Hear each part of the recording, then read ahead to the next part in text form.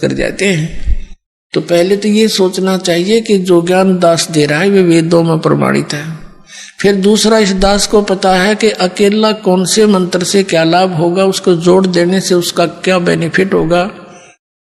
तो इस प्रकार उसको अन्य तरीके से जाप करने से उसका क्या लाभ होगा, इस मंत्र से इसकी तरह जाप करने से उसका क्या लाभ होगा।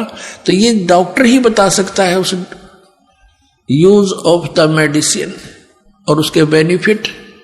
तो आप मरीज होकर के डॉक्टर के उसमें जो ट्रीटमेंट में ऑब्जेक्शन करते हैं तो वो कर्महीन इंसान होते हैं। अपने आत्मा दूसरी कारण ये बन गया कि ये भोली आत्मा पहले दूध के जले हुए नकली संतों से नकली नाम जाप कर कर ये थक चुके हैं। अब इनको ये भी हो जाता है कि कहीं यहाँ भी हम ऐसे ही डले ढोते रहे।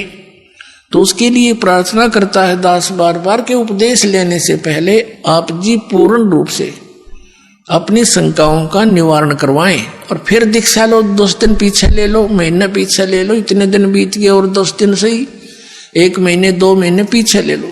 और जब उपदेश लेने के बाद फिर गुरुजी के वचनों में अविश्वास होना, ये आपका दुर्भाग्य होगा। इस दास के एक भी वचन पर आपको किसी भी प्रकार का अविश्वास नहीं होना चाहिए, ये ब्लाइंड फेथ करना पड़ेगा। और आप जी ने ब्लाइंड फेथ किया क्योंकि उन नकलियों के पास किया, उन्होंने आपकी भावना का, आपकी श्रद्धा का, आपके डिवोशन का दुरुपयोग किया, उनको ज्ञान था नहीं। आप जी पूरे मानव समाज ने ये सोचा गुरु जी जो कहते हैं वो सही होता है। अब वहां दूध के जड़े हुए, अब यहां छाछ को भी फूंक मारने लग गए तुम। तो पहले उसको टेस्ट कर ले, बाद में ऑब्जेक्शन करे।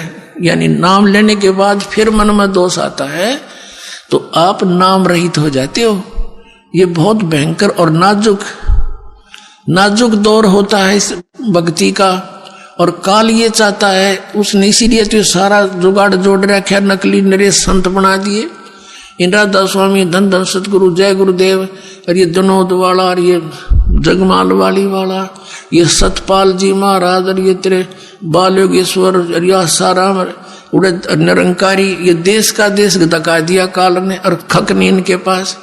और यहाँ दास ने गला पड़ा लिया।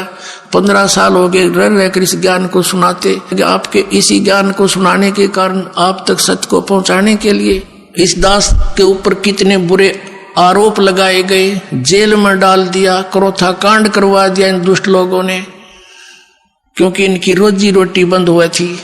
ठीक है, दास ने तो हथेली पर जान धर रखी है। भगवान का आदेश हो गया कि बेटा उठा दे डूंडा और मैं तेरे साथ रहूंगा। तो फिर